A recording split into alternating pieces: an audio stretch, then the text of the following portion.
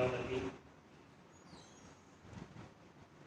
الصلاة والسلام على أشرف الأنبياء والمرسلين أما بعد فقد قال الله تبارك وتعالى في كلامه المجيد والفرقان الحميد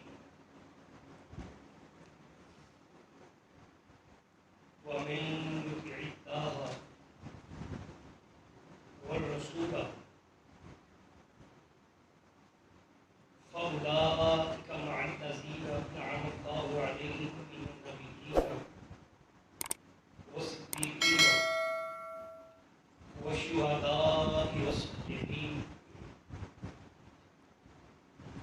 وحسن أولئك رفيقا.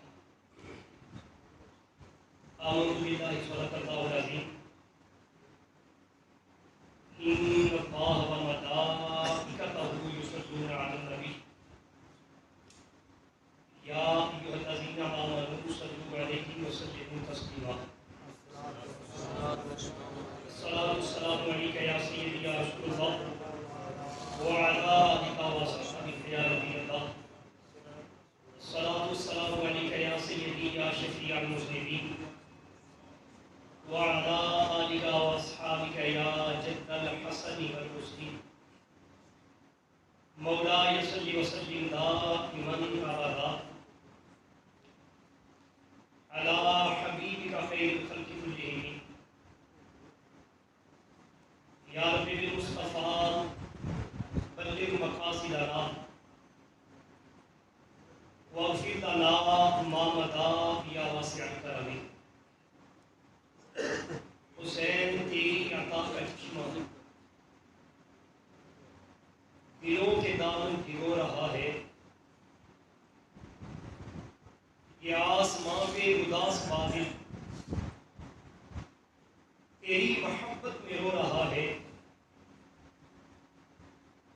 صبا بھی گزرے جو کربلا سے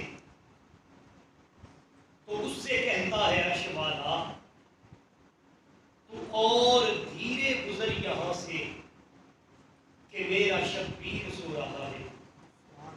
اللہ رب العزت کے حمد و ثنا آقا کریم علیہ الصلوۃ والتسلیم کی بارگاہ پناہ میں ہدیہ عقیدت و محبت عرض کرنے کے بعد سامعین کی وقار السلام علیکم ورحمۃ اللہ وبرکاتہ. اللہ رب العزت کا بے حد احسان ہے کہ جس نے نماز جمعہ المبارک کے ادائیگی کے لیے اپنے پاک گھر میں جمع ہونے کی سعادت سے پہل فرمایا.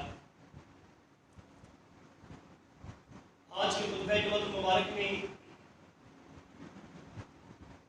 درس کربلا کے عنوان سے کچھ معروضات آپ کے گوش گزار کرنے کی سعادت حاصل کروں گا. عزیزان گرامی قدر، ایک ہے ذکر کربلا اور ایک ہے فکر کربلا. ایک ہے ذکر حسین اور ایک ہے فکر حسین. ہم نے عزت و شان کے ساتھ ذکر کربلا بھی کیا، ذکر امام علی مقام بھی کیا، لیکن یہ اتنا بڑا مارکا کیوں پیش آیا؟ اس سے سیکھنے کا سبق کون سا ہے؟ اس سے حاصل کرنے کا درس کون سا ہے؟ ہم نے ذکر کو تو یاد رکھا لیکن درس کربلا کو بھول گئے. ذکر امام علی مقام کو تو یاد رکھا، فکر امام علی مقام بھول گئے. 72 تن قربان کر کے جنہوں نے اللہ کو راضی کرنا چاہا، وہ کون سا پیغام آپ کو مجھے دے کر گئے؟ تاریخ کا سب سے بڑا سانحہ کربلا ہے. آقا کریم کے مبارک دور سے امام علی مقام کی شہادت، اس کی بشارت دی جا چکی ہے، لیکن تاریخ اٹھا کے دیکھیں وہ خانوادہ جن کی دعا میں تاثیر یہ ہے، حضرت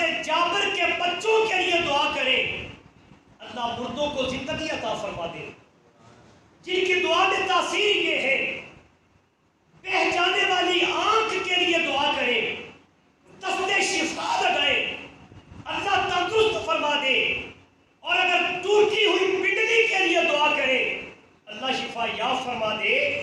اگر آقا دعا کرتے میدان کربلا کے ٹل جانے کی، مارکہ کربلا کے اٹھا لیے جانے کی، تو یقیناً مالک دعا کو قبول فرماتا۔ لیکن تاریخ اٹھا کے دیکھیں، نہ مصطفیٰ کریم نے دعا کی، نہ مولا مرتضیٰ نے دعا کی، نہ سیدہ فاطمہ الزہرا نے دعا کی کہ مولا مقدر کو بدل دیا جائے، مارکہ کربلا کو اٹھا لیا جائے۔ کیوں نہیں کی؟ اس لیے کہ یہ خانوادہ جناب علی مرتضیٰ سے لے کر حضرت علی اصغر تک، اور جناب فاطمہ الزہرا سے لے کر حضرت سکینہ و صغرا تک، سارا کنبہ کٹنے کے لیے، دین پہ لٹنے کے لیے آیا ہے۔ یہ خود بچنے کے لیے نہیں بلکہ دین کو بچانے کے لیے کائنات کے ہے۔ تو پھر کیوں نہ کہیں دین کا سلطان حسین ابن علی ہے، اقبال دا قرآن حسین ابن علی ہے۔ مانا کہ مسلمان کی پہچان ہے کلمہ، کلمے کی بھی پہچان حسین ابن علی ہے۔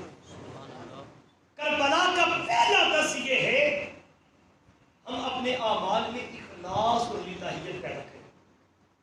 کیا پیدا کریں؟ خلوص، للہیت۔ اعمال کی اساس اور حقیقت ہی اخلاص کا اس میں شامل ہونا ہے۔ آپ نے بارہا سنا حضرت ابراہیم کی قربانی کو، اپنے لخت جگر کو قربان کرنے کے لیے اللہ کے حضور پیش کرتے ہیں، گردن پہ چھری رکھتے ہیں، ذبیح اللہ کا لقب عطا کیا جاتا ہے، قربانی سے بچا بھی دیا جاتا ہے۔ معنی ذبیح اللہ کا یہ ہے جو رب کے رستے پہ کٹ جائے۔ لیکن بتائیں کٹا کون ہے؟ حضرت اسماعیل علیہ السلام یا پھر وہ دمبا جو جنت سے بھیجا گیا؟ یقیناً تائید کریں گے کہ کٹا دمبا ہے۔ ذبیح اللہ کا لقب حضرت اسماعیل کو عطا کیا گیا۔ وجہ کیا ہے؟ وجہ یہ ہے کہ خالق کائنات ان کے من کے خلوص کو جانتے تھے۔ رب جانتا تھا جس خلوص سے پیش ہو رہے ہیں، کہا پیارے خلیل اللہ نے انعام یہ عطا کیا ہے، آپ کے خلوص اور للہیت کا کٹا دمبا ہے۔ ذبیح اللہ کا لقب حضرت اسماعیل کو عطا کیا۔ گویا جب خلوص آ جاتا ہے، للہیت آ جاتی ہے، مالک پھر خلوص کا بدلہ یوں عطا کرتا ہے کہ کائنات کے اوپر سارے کنبے کے کٹ جانے کے باوجود اور یزید کے زندہ رہنے کے باوجود آج نام اگر باقی ہے تو میرے امام علی مقام کا نام باقی ہے۔ کیونکہ آقا کریم علیہ السلام کو تسلیم نے ارشاد فرمایا، حضرت ابو ہریرہ رضی اللہ تعالیٰ عنہ اپنی حدیث پاک کے راوی ہیں، آقا کریم علیہ السلام نے فرمایا ان اللہ لا ينظر الى اجسامکم ولا الى صورکم ولكن ينظر الى قلوبکم۔ فرمایا لوگوں یاد رکھو رب تمہارے نہ چہروں کو دیکھتا ہے نہ تمہارے جسموں کو دیکھتا ہے، رب کسے دیکھتا ہے؟ فرمایا تمہاری چھاتی میں دھڑکنے والے دل کو رب دیکھتا ہے کہ یہ کس خلوص کے ساتھ میری چوکھٹ پہ حاضر ہے۔ میرے امام کا وہ خلوص تھا، میرے امام کی وہ للہیت تھی۔ سارا کنبہ کہانے کے باوجود جو بچ گئے وہ مٹ گئے، اور جو کٹ گئے وہ ہمیشہ کے لیے زندہ ہو گئے۔ کربلا کا دوسرا درس آپ کو اور مجھے جو نصیب ہوتا ہے وہ یہ کہ بندہ مومن کے دل میں ہر وقت جذبہ شہادت قائم اور دائم رہنا چاہیے۔ بندہ مومن جذبہ شہادت سے سرشار رہے۔ میرے امام علی مقام طاغوتی قوت نگاہوں کے سامنے ہیں، ایک ایک کر کے آنے کو قربان کر رہے ہیں، پھر دشت قرض زار کو آباد کرنے کے لیے خود بھی قربان ہونے کے لیے تیار ہے۔ وہ جذبہ شہادت اللہ نے عطا فرمایا، سارا کچھ نگاہوں کے سامنے پیش ہونے کے باوجود جذبہ شہادت مان نہیں پڑتا۔ میں نے جو سرنامے میں آئے مبارکہ پڑھی، خالق کائنات نے فرمایا وَمَن يُطِعِ اللَّهَ وَالرَّسُولَ، جس نے اطاعت کی اللہ کی اور اللہ کے رسول کی، مالک کائنات نے اسے انعام کیا عطا فرمایا فَأُولَٰئِكَ مَعَ الَّذِينَ أَنْعَمَ اللَّهُ عَلَيْهِم مِّنَ النَّبِيِّينَ وَالصِّدِّيقِينَ وَالشُّهَدَاءِ وَالصَّالِحِينَ وَحَسُنَ أُولَٰئِكَ رَفِیقًا۔ فرمایا جس نے اللہ اور رسول کریم علیہ السلام کی پیروی کر لی، اطاعت کر لی، احکامات کو مان لیا، اللہ نے کمال کی عطا کیا، ان کو سنگت عطا فرما دی ان اپنے بندوں کی جن پر اللہ نے انعام فرمایا۔ اور وہ بندے کون سے ہیں؟ فرمایا من النبیین والصدیقین والشہداء والصالحین۔ چار مراتب کو ذکر فرمایا۔ فرمایا انعام یافتہ بندوں میں سے پہلا درجہ نبیوں کا ہے، انعام یافتہ بندوں میں سے دوسرا درجہ صدیقین کا ہے، انعام یافتہ بندوں میں سے تیسرا درجہ شہداء کا ہے، اور انعام یافتہ بندوں میں سے چوتھا درجہ صالحین امہ کا ہے۔ لیکن تاریخ اٹھا کے دیکھیں، تیسرا درجہ اس شان والا درجہ ہے، انبیاء بھی اس رتبے کو پانے کے لیے اللہ کی بارگاہ میں دعائیں کرتے ہیں، مولا شہادت کا درجہ عطا فرما، شہادت کا رتبہ عطا فرما۔ میرے اقبال آقا بھی اللہ کے حضور یہ دعا کرتے رہے، اے پروردگار عالم مجھے شہادت کی موت عطا فرما۔ حضرت عمر بن خطاب رضی اللہ تعالیٰ عنہ اور فرماتے ہیں آقا کریم علیہ السلام و تسلیم نے یہ دعا مجھے خود سکھائی۔ کیا؟ امام بخاری نے اسے نقل فرمایا، آقا کریم یہ دعا کیا کرتے تھے اللہم ارزقنی شہادۃ فی سبیلک، اے اللہ مجھے اپنے رستے میں شہید ہونے کا اعزاز عطا فرما۔ پھر سوچنے کی بات یہ ہے، پہلے درجے کے لوگ تیسرے درجہ کو پانے کے لیے دعا کر رہے ہیں، گویا یہ پیغام دے رہے ہیں شہادت کی طلب کرنا انبیاء کی بھی سنت ہے، اور انبیاء کی طلب بھی ہے کہ مالک کائنات رتبہ شہادت عطا فرما دے۔ اسی پیغام کو حضرت اقبال قلندر دوہری نے بیان فرمایا، فرماتے شہادت ہے مطلوب و مقصود مومن، نہ مال غنیمت نہ کشور کشائی، بندہ مومن تو چاہتا ہی یہ ہے یہ جان جاتی ہے تو چلی جائے، بدن کٹتا ہے تو کٹ جائے، سر تن سے جدا ہوتا ہے تو جدا ہو جائے، بس رتبہ شہادت نصیب ہو جائے۔ ایک ہے عبادت، ایک ہے شہادت۔ عبادت بھی اللہ کا قرب عطا کرتی ہے، شہادت بھی اللہ کا قرب عطا کرتی ہے۔ عبادت رضا الہی عطا کرتی ہے، شہادت بھی اللہ کی رضا عطا کرتی ہے۔ عبادت وصال یار عطا کرتی ہے، شہادت بھی وصال یار عطا کرتی ہے۔ عبادت رب کا قرب عطا کرتی ہے، شہادت بھی رب کا قرب عطا کرتی ہے۔ پھر دونوں میں فرق کیا ہوگا؟ آئیے اس فرق کو سمجھیں۔ علماء فرماتے ہیں عبادت نام ہے شجر کا، شہادت نام ہے اس شجر کے اوپر لگے ہوئے ثمر کا۔ عبادت نام ہے قرب خدا کا، شہادت نام ہے قرب خدا کا۔ جب بندے کی عبادت درجہ کمال پہ پہنچ جاتی ہے، اللہ سارے حجابات اٹھا دیتا ہے، بندے کو کہتا ہے جس حقیقت کو پانے کے لیے تو نے رب رب کی ہے، عبادت کی ہے، آ میرے بندے میں اپنا جمال دکھا کر تیرے اس کی پیاس کو بجھانا چاہتا ہوں۔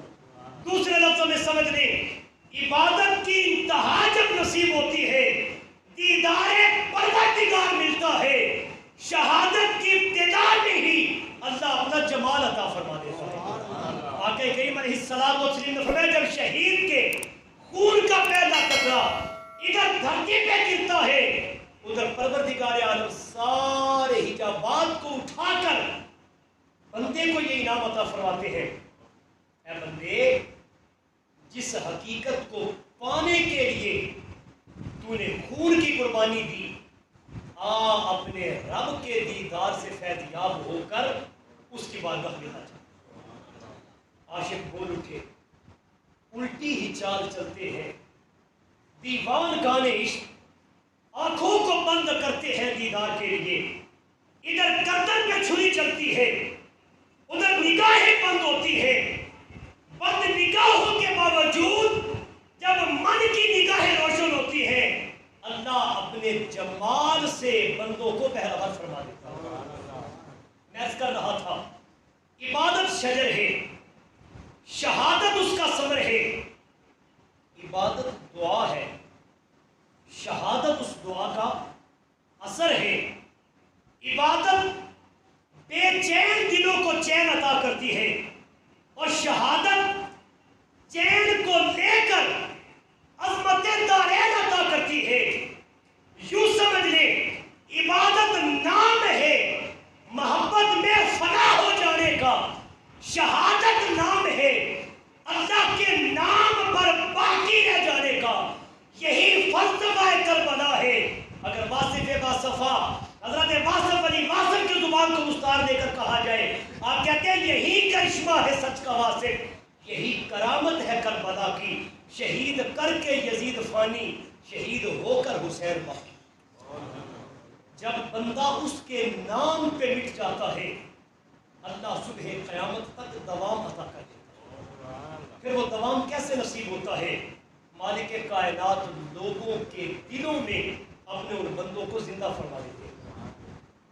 کربلا کا اگلا درس جو آپ کو عروج نصیب ہوتا ہے وہ یہ کہ جب بندہ حق پر ہو، جب بندہ حق پر ہو تو پھر زمانے کی باتوں کا خوف نہ کھائیں، ڈٹ جائیں یقین کے ساتھ کہ جس رستے کے ہم راہی ہیں یہ حق کا بھی رستہ ہے، سچ کا بھی رستہ ہے۔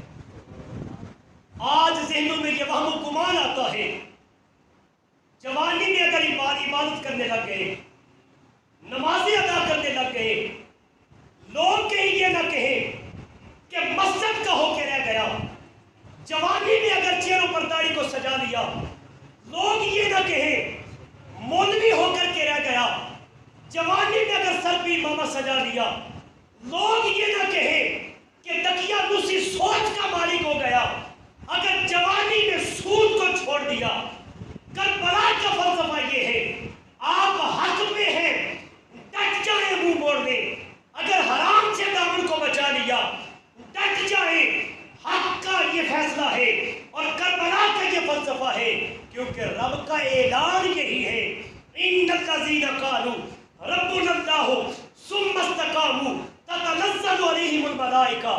فرمایا وہ لوگ جنہوں نے زبانوں سے کہہ لیا اللہ ہمارا رب ہے، ثم استقاموا، اور فرمایا پھر وہ اس کہنے کے اوپر ڈٹ گئے، تتنزل علیہم الملائکہ، اللہ ان پر کرم یہ فرماتا ہے، عظمتوں والے، برکتوں والے، رحمتوں والے فرشتوں کا نزول فرماتا ہے۔ کربلا یہ درس دیتی ہے جب آپ اور میں حق پر ہوں تو پھر ڈٹ جائیں اور حق پر چلنے میں کسی بھی قسم کی کوئی خفت محسوس ہے نہ کریں۔ کربلا ہمیں یہ بھی درس دیتی ہے، جب صبر کے ساتھ آزمایا ہے، تکلیف کے ساتھ آزمایا ہے، سختی کے ساتھ آزمایا جائے، کسی بھی امتحان میں مبتلا کیا جائے، واویلا نہ کریں، بے صبری کا اظہار نہ کریں، بلکہ رب العالمین کی جانب سے آنے والے اس تکلیف کے اوپر صبر کا پہاڑ بن کر عرض کریں، مولا یہ تیری جانب سے ہے، تو اس حال میں راضی ہے تو تیری رضا پہ ہم بھی راضی ہیں۔ آج اگر کسی کا جوان سالہ بیٹا فوت ہو جائے، پوچھنے کی نوبت نہیں آتی اس کے بابا کون ہے، اس کے باپ کا تعارف کیا ہے، جسے چند لوگ سہارا دے کر لے جا رہے ہوں، پتہ چل جاتا ہے اس بیچارے کا جوان سالہ بیٹا کائنات سے رخصت ہو گیا ہے۔ قربان جائیں صبر امام علی مقام کے 71 لاشیں نگاہوں کے سامنے ہیں، ایک ایک کر کے اٹھا کر لا رہے ہیں، لیکن صبر کی انتہا یہ ہے، زبان حال میں شاعر ترجمانی کرتا ہے، جنہ دکھاں وچ دل بر راضی سکھ نہ تھی بارے، دکھ قبول محمد بخشا شالا راضی رہن پیارے۔ 71 قربان کر کے بھی خود تیار ہے رب کو راضی کرنے کے لیے، تو کربلا یہ درس دیتی ہے جب صبر کے ساتھ آزمایا جائے تو اس کی رضا پہ ہم راضی ہوتے ہوئے اللہ کی جناب میں یہ التجا کرے، مولا تو راضی ہے تو ہم بھی راضی۔ کربلا کا یہ بھی درس ہے، نماز کو کبھی بھی نہ چھوڑے۔ عمومی طور پر دیکھا جائے نماز کی سستی کے جو اسباب ہیں جن میں سب سے پہلا سبب بھوک ہے۔ جب بندے کو بھوک آن لیتی ہے، کاروباری زندگی میں مشغول ہو جاتا ہے، فکر معاش بڑھ جاتی ہے، پھر کام دھندے میں کوئی پتہ نہیں چلتا کب حی علی الصلاۃ کی صدا آئی کب گزر گئی، بندہ بس کام میں مگن رہتا ہے۔ نماز میں غفلت کا دوسرا سبب کیا ہے؟ جب بندے کو کسی چیز کا خوف غالب آ جائے، دشمن کا خوف ہے، کائنات کے کسی شہر کے لٹ جانے کا خوف ہے، خوف کے غلبے کی وجہ سے بھی انسان اس عبادت سے غافل ہو جاتا ہے۔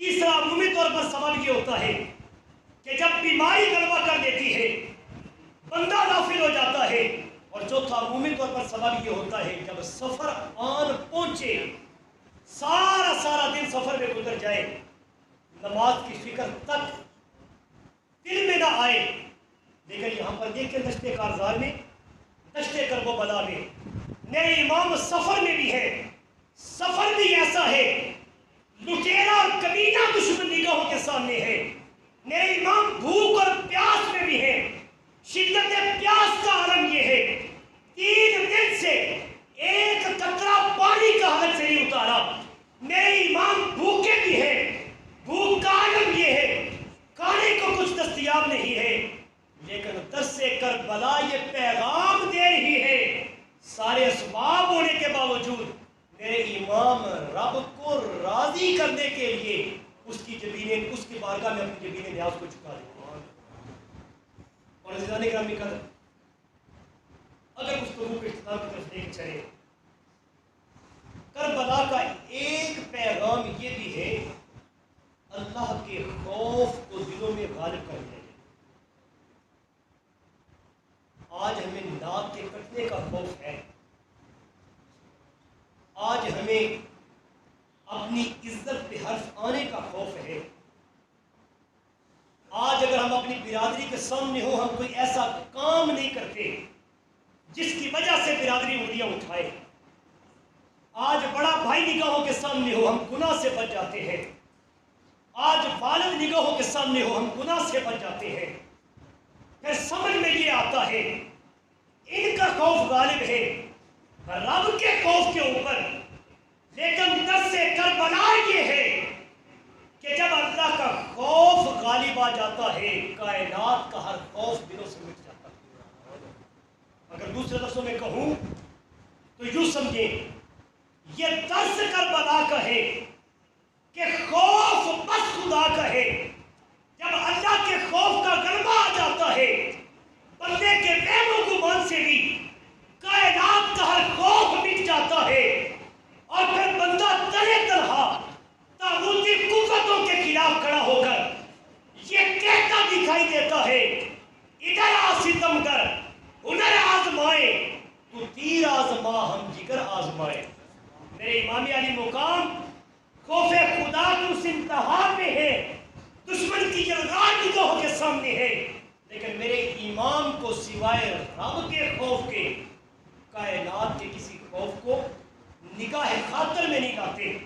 عزیزان گرامی قدر، کربلا یہ آپ کو مجھے پیغام دیتی ہے اللہ رب العزت کے خوف کو اپنے دلوں میں غالب جائے، اور جن کو اللہ نے اپنا خوف عطا فرما دیا اللہ ان کے کردار کو بھی زندہ فرما دیتا ہے، ان کی فکر کو بھی زندہ فرما دیتا ہے۔ صبح قیامت تک جب بھی امام علی مقام کا نام آئے گا عقیدت سے سر بھی جھکیں گے، نگاہیں شرم و حیا کا پیکر بھی بنے گی، زبانیں سلامیاں بھی پیش کریں گی، تو پھر میں کیوں نہ کہوں سحاب رحمت وجود تیرا، تو فخر آل رسول سائیں، تو شاہ حیدر کے گھر سائیں، نہ دشت اسیاں کا خار چہرہ، تو باغ جنت کا پھول سائیں، حسین مولا شہید اعظم سلام میرا قبول سائیں۔ کربلا یہ پیغام آپ کو مجھے عطا کرتا ہے، جو اس کے نام پہ مٹ جاتے ہیں پھر ان کے سر کٹ کے بھی سر بلند رہتے ہیں، اور جو طاغوتی قوتیں حق کے خلاف نکلتی ہیں، جتنی بھی تزو کر لے، جتنی بھی کوشش کر لے، ان کا نام بھی مٹ جاتا ہے، ان کا کردار بھی مٹ جاتا ہے، ان کی سوچ بھی مٹ جاتی ہے، ان کی فکر بھی مٹ جاتی ہے، کردار ان کا زندہ رہتا ہے، سوچ ان کی زندہ رہتی ہے، فکر ان کی زندہ رہتی ہے، سیرت ان کی زندہ رہتی ہے، جو جیتے بھی رب کے لیے ہیں اور مرتے بھی رب کے راستے میں۔